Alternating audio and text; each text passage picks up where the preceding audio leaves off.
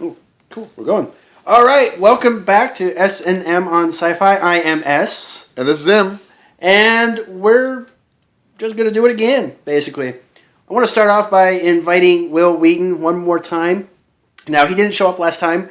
Not sure I can hold that against him because really, personally, I really didn't make any effort to contact him whatsoever. I don't know about you, but Well, I was thinking thoughts to him, Right. and I'm sure he picked up on those and You know, ignored me, but that's all right. we probably got that message and said hell no. So, all right. Well, we are going to watch Flash Gordon, 1980 Flash Gordon. And to be honest, I was rather excited when M picked this because, frankly, I really can honestly say I really haven't seen it. Why did you pick it?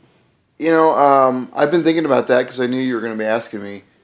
As a kid, I watched this particular movie a lot. It came on cable, and back in that time period, cable ran the same movie like 10,000 times in a row. So I've seen it a lot, and it also came right on the heels of Empire Strikes Back, and also at the same time as Alien, which means that in favor of this movie, it was right at that era when sci-fi was evolving to a new extreme.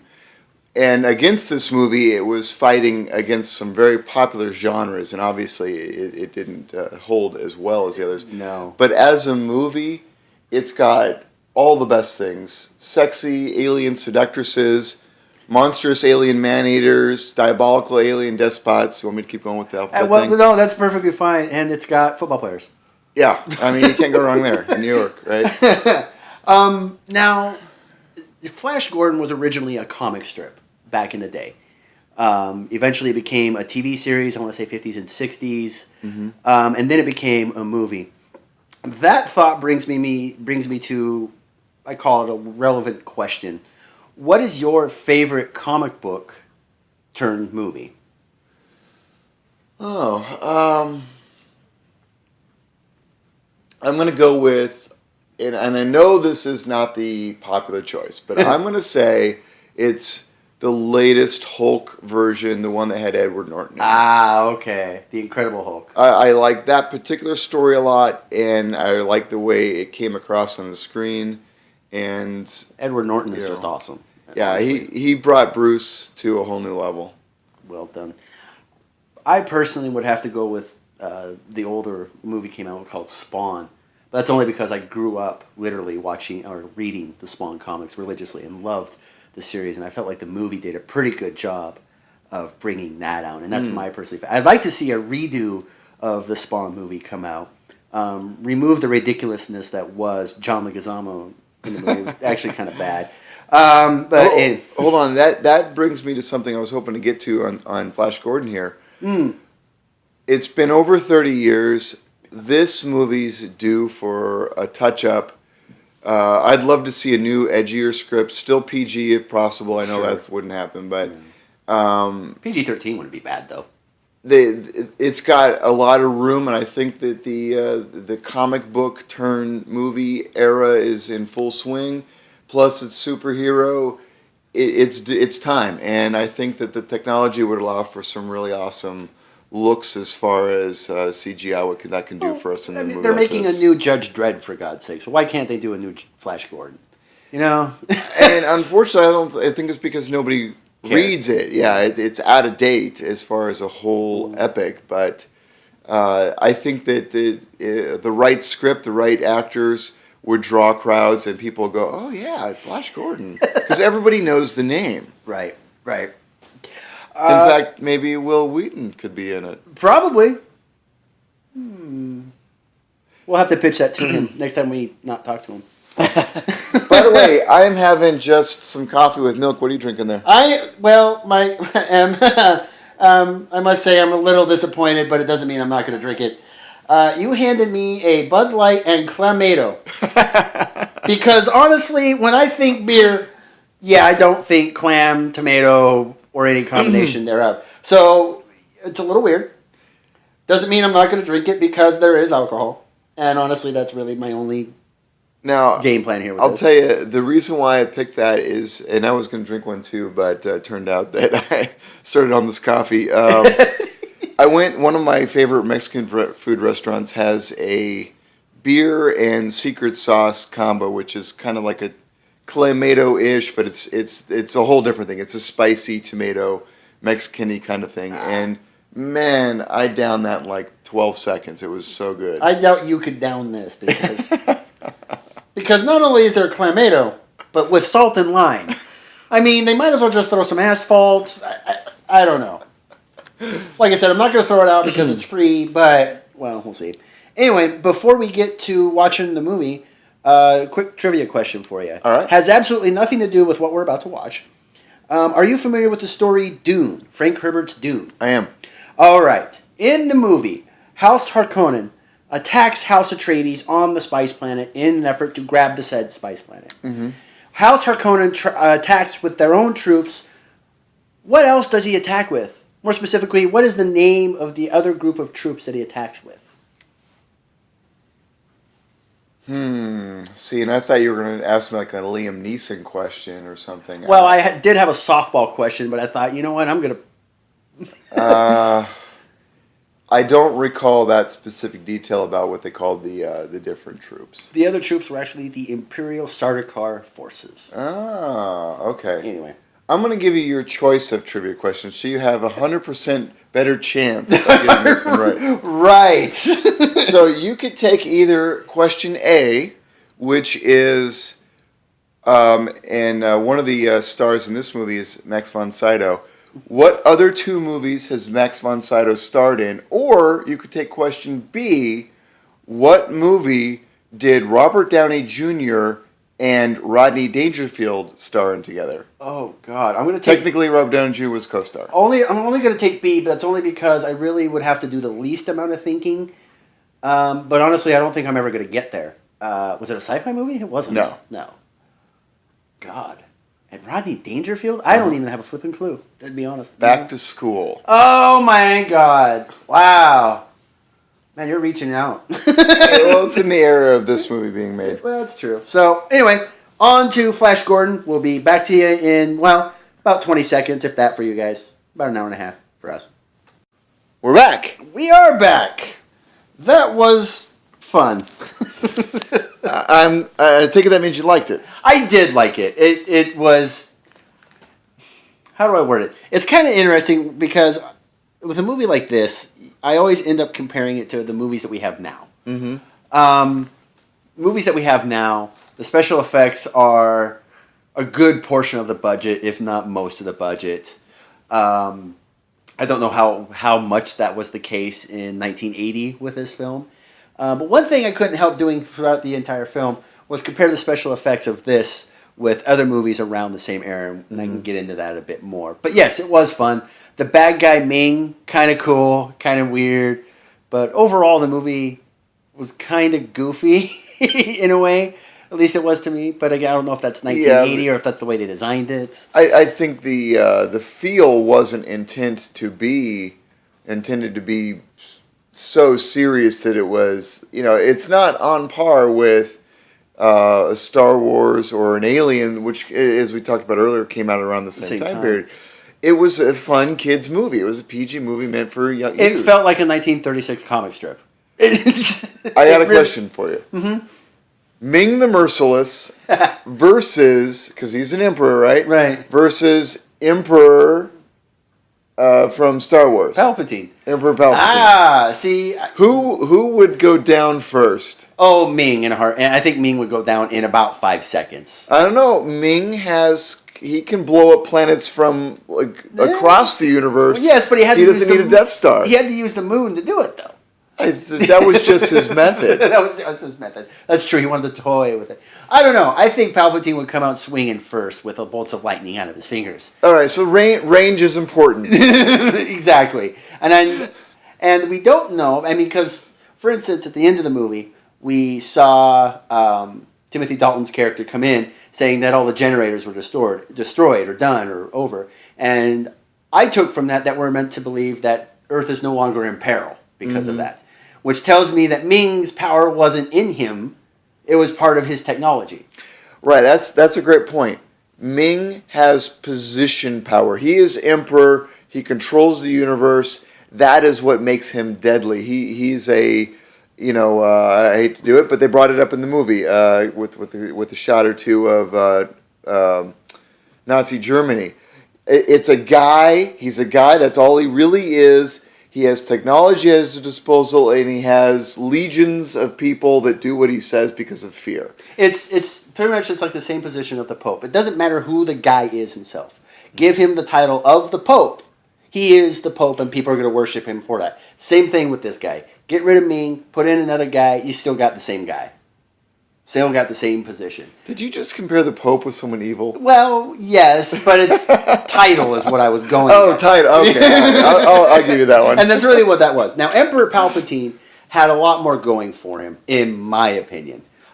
He was a Sith Lord. I mean, you can't just have a Sith Lord. You can't have a guy who is a Sith Lord, remove that guy, bring in another guy, and have him be the exact same Sith Lord.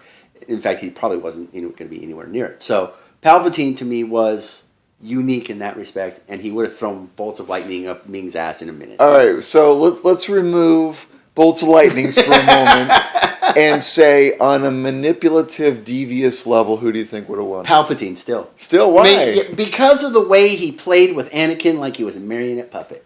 That's why. Ming didn't do that. He led through straight up fear. He didn't... Yeah, but you have roughly 6 movies to get an edge on Good Palpatine. points. Solid points. And in the later movies, or the first 3 Star Wars movies, Emperor Palpatine did lead by fear. That's exactly who he was. So he led through the same way, in the same manner that Ming did in that respect. It's just really hard because it's easier to take Star Wars a lot more seriously than it is to... Well, as we said, this is a fun movie. It is a fun movie. Like it felt like it was a comic strip. The only thing it was missing was bang, pow, and zoom. I'm glad you bring up comic strip because one of the things I like best about this movie is it's as a movie, it's got great editing. It moves. I don't feel at any point in the movie that you're waiting on something to happen. It goes, and they have some great transitions, and it's not just some technological effect. You're seeing people do something, and that leads right into the next thing. And there was a lot of different locations in this. I mean, a ton of them, all the way from Ming's fortress city, whatever the heck it was, to the couple different planets, to these flying, what the hell call it, floating cloud city, whatever the heck it was. A lot of different effects had to go into play. And for 1980, I just think they actually did a pretty good job. Yeah, and if you consider budget-wise, those were all sets. They were big sets. They were massive. They had to build sets. those. They had to have a group of guys put up some wood, some plaster, and some paint, spend a lot more time. Whereas today, we have one guy behind a computer screen who could probably build it inside 48 hours. I also want to comment that I think that when you watch the sets themselves, you don't necessarily, at least I did, I don't feel like I'm watching actors on a set. I mean, you acknowledge that. Right. I mean, there's some basic levels to that as far as where they were at, but it didn't look like just like, hey, let's make a movie, and here's where they're at, next, build the next one, Well, this movie was also a lot of fun because there was a lot of just different little kind of goofy, funny moments. You knew they didn't look like they were taking themselves too seriously, but they also interjected funny, hilarious things. For instance, the guy that played Reptevia out of Fiddler on the Roof, I can't think of the actor. Oh, Topol. Topol. Right at the very beginning, he's holding a gun on his poor assistant. I thought that was hilarious. I mean, it establishes out the gate that this guy is a little... I think was his name. Right, right. He establishes right out the gate that, yes, he is a crazy bastard. I thought it was kind of funny, and he's hiding the gun behind him. And then he gets confused as to why his assistant would run from a guy holding a gun on him. And Topol played but that wasn't... That was... I took that to that specific moment. His intent was, let's go save the Earth, and Munson wanted to run. Right. That was why he was confused. I mean, it's the bigger Why perspective. wouldn't you want to help me? Right. We're about to die from this massive thing. That makes it even worse. Man, he was deluded. we laughed at it as the because we said something during the movie. There's a scene when the Princess Aurora and I think that was her name. No, Aurora, yeah. Aurora's from Disney. Princess Aurora and Flash are approaching the tree people temple where they're initiating a young man, and all you hear for about 30 seconds is heavy breathing, male heavy breathing. And you're And like, she what? makes the comment, "I love initiations." Yeah, oh yeah. To be honest, Michael, I was ready to grab the remote and turn it off because I thought this was going in a different direction. Well, that's why we call this S&M on Sci-Fi, right? Thank God for that. I have a question that maybe you actually know the answer. I don't know if you know it. In the comic strip, I really don't believe. I believe, was he even a football player in the comic strip? I don't even know. Well, 36, I'm going to say that predates the New York Jets. That Exactly may be not. I don't know football history enough. I don't know but that's exactly my point. Why the New York Jets? Did they really need a boost in their... I'm going to come out and say I never read any Flash Gordon comic books. I never even saw a TV series. This is the only thing Flash Gordon I've ever seen. Yeah, the most I know about it, I've seen a couple of the black and whites, but really it's this movie. This is Flash Gordon to me. Right. So I'm just kind of curious, why New York Jets? I mean... Well, I don't know. I love the tagline at the end, Dale Arden, and he turns to her and says, "Are you ready to, do you want to live here or whatever?" And her comment is, "I'm a New York City girl. It's far too quiet. It's far too quiet here." Right? She just dodged laser blasts, the city blowing up, ships crashing. But you gotta like her style. She's I'm good. I want to go back home. Plus some of the best alcohol in the universe. I want it. Whatever she was drinking, I want. If all I gotta do is take one glass and I'm out cold and I don't care what's done to me, give that over. And how long did that head last? 10 minutes? 10 minutes. She was on board, ready for round 2. It was awesome. I want to get me some of that. I did like the antagonist, Flash Gordon himself, specifically the actor that played him. I feel like did a good job with this role. To me, he was a quintessential good guy. All he wanted to do was save the Earth. He wasn't in it for himself. Mm-hmm. In fact, he couldn't give a care about himself. He wanted to save the Earth and secondarily the woman. Yeah. I think they did pick a good actor. I also think the script it plays really well to the directing and the script specifically. All the characters had their little world view, and it came across in the dialogue and in the way they went about doing whatever they did without having to sit down at a table and say, "This is who I am." Mm-hmm. This is right. He kept bringing little references to football. You brought up football.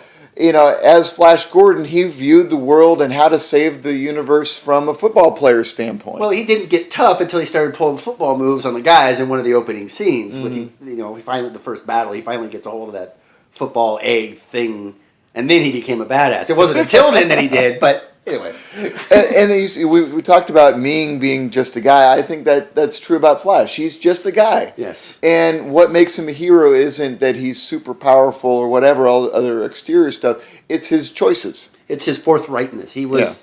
Yeah. I always go back only because it was mentioned in the Captain America movies, the recent movies. Is that he's good for the sake of being good. Mm-hmm. That's what I felt like Flash Gordon was in this. Good for the sake of being good. There really was no end game for him. Right. Save the world. It's all I'm in it for. Once I'm done with that, I just kind of want to go back and be the quarterback to the New York Jets. Mm-hmm. Let me go there. And they really brought it home with the end scene. Somebody has to fly the ship in to break Get the hell out of here! barrier. I got this.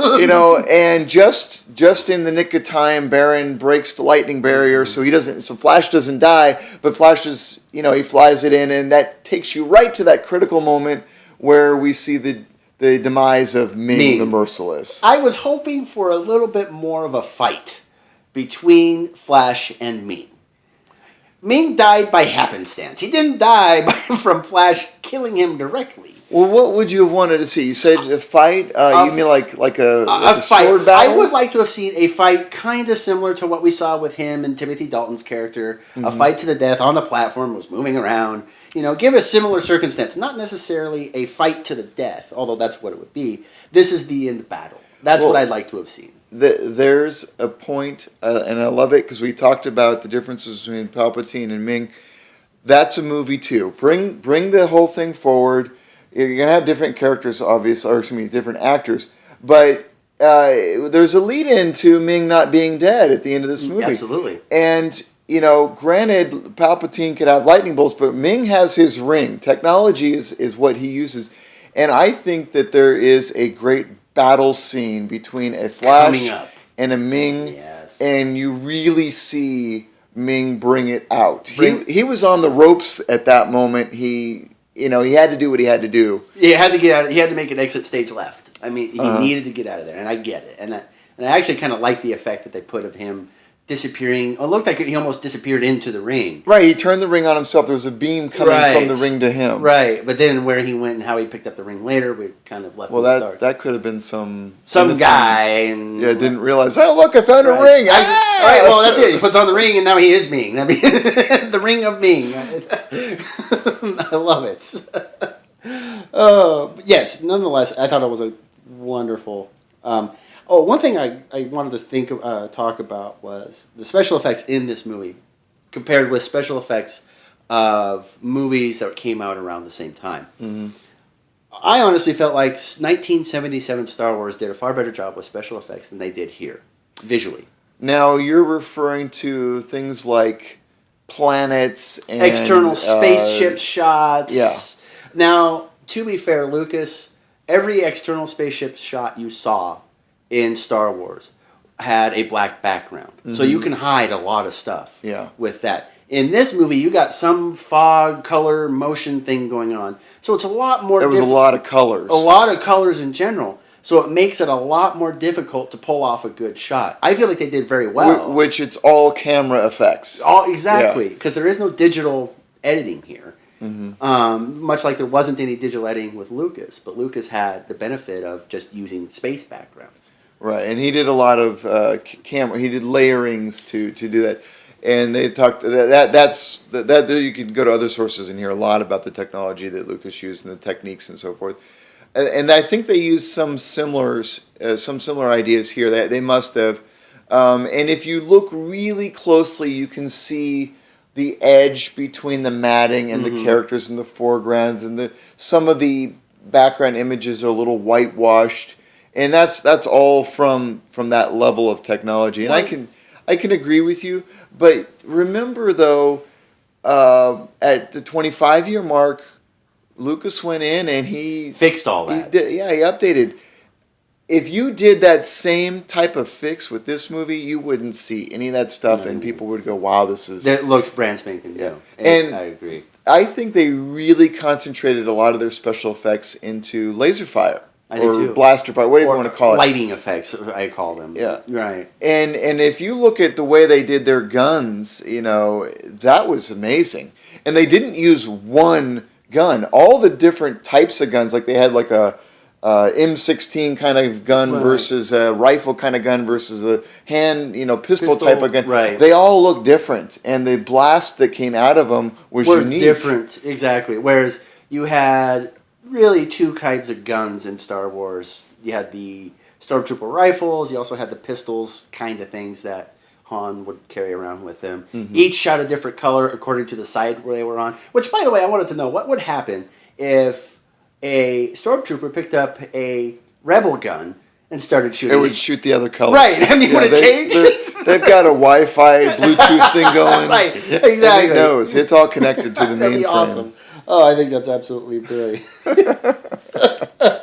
One thing I did think I was kind of funny, right at the opening scene, he got Ming pushing buttons or setting these natural disasters in motion. One thing I found a little weird was that the labels were, one, not only written in English, but two, they were using the actual names of the disasters that we would use.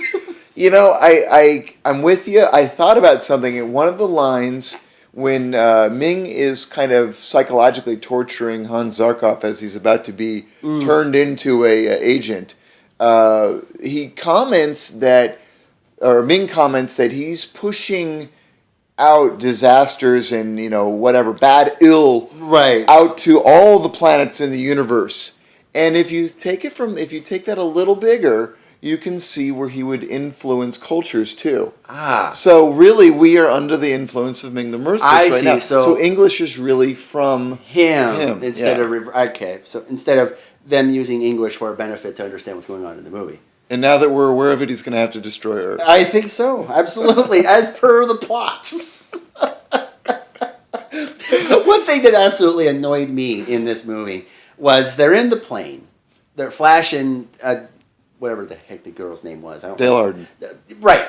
They're in the plane. The plane is having turbulent problems, but they use the same sound effect. And not only did they use the same sound effect every time, they used it inappropriately. The plane was being pulled up, they'd still make it sound like you're... Yeah, it's going down. Wait, no, that's the sound for up.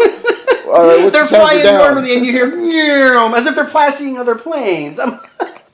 I think the sound effect guy was hired late in the filming, and they overworked him on the guns again. Where they put all the rest of the budget. Or maybe they were drinking the Bud Light with a Clamato. Yeah, It really that would do it too. could go either way.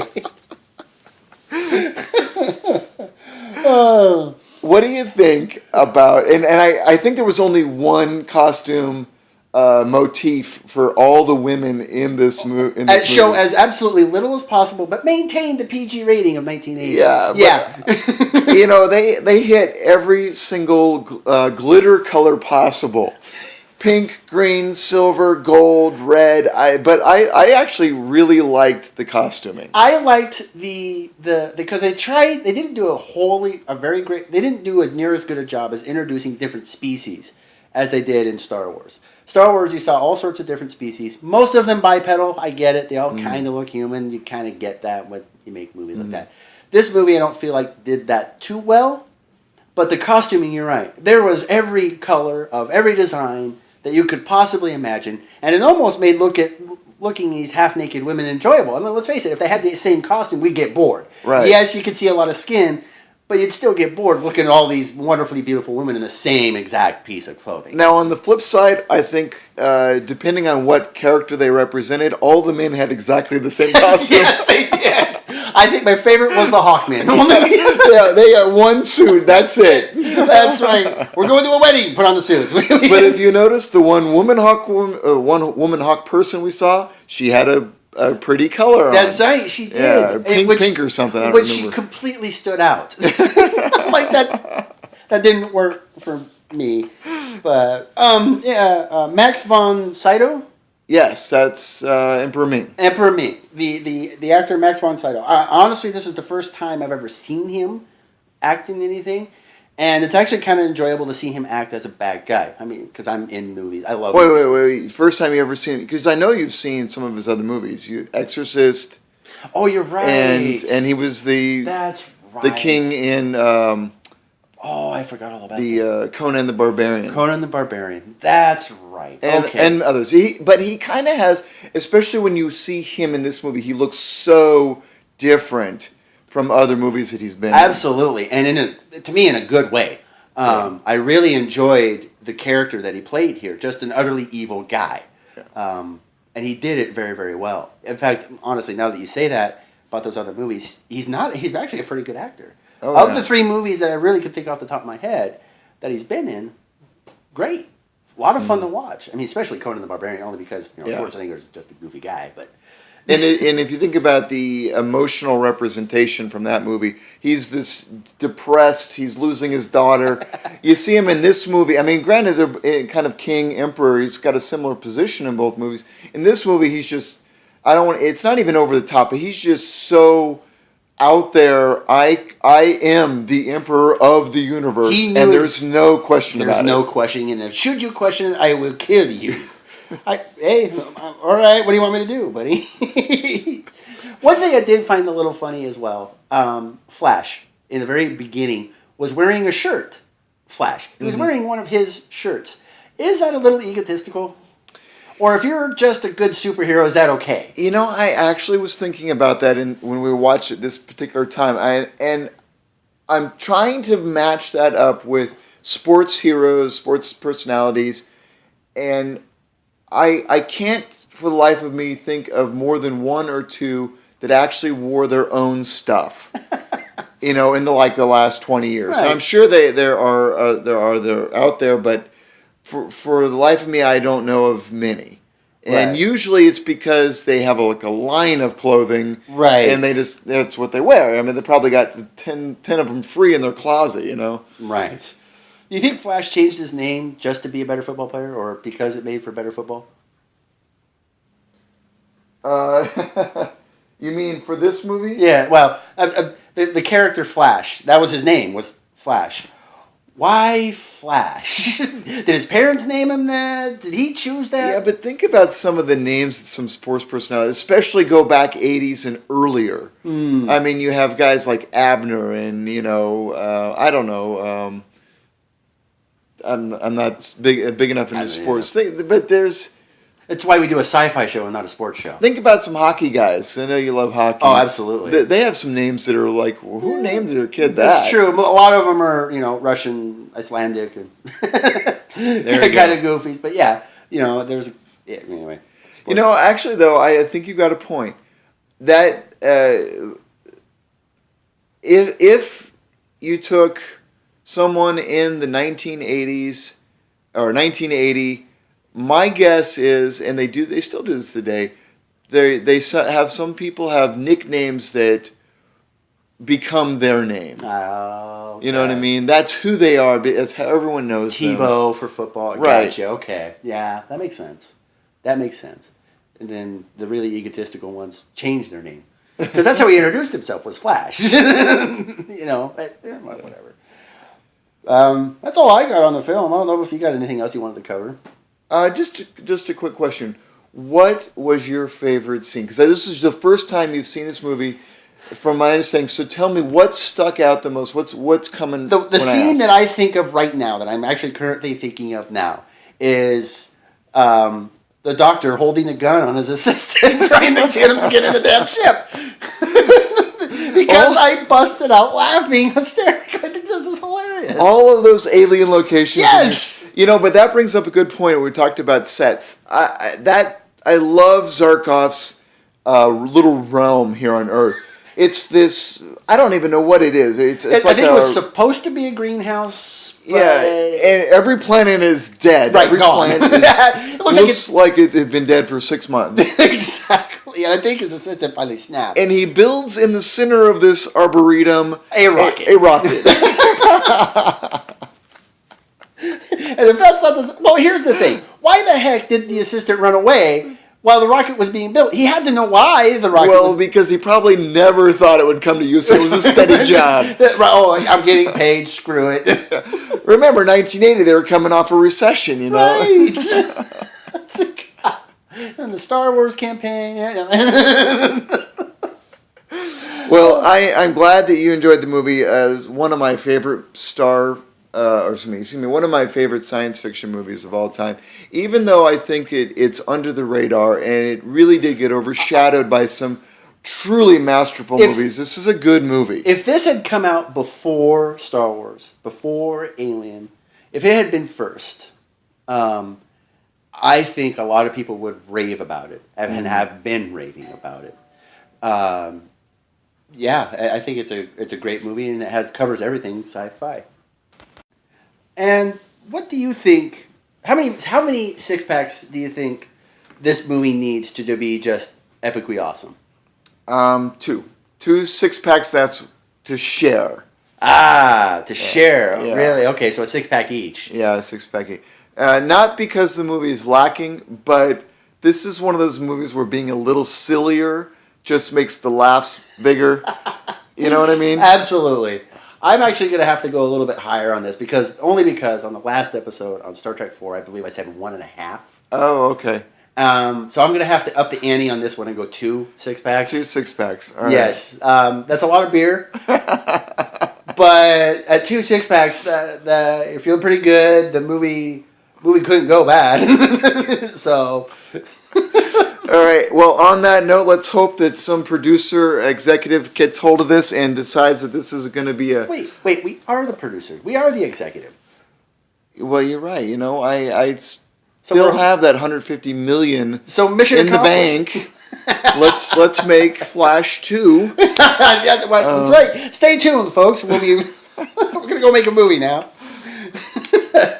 The problem is there's no title left. It's No. already used up. Flash Gordon done. Flash Gordon, The Rise of Ming, The Rise of Ming. There we go. The Ring of Ming. I think that's what it should be. It's The Ring of Ming.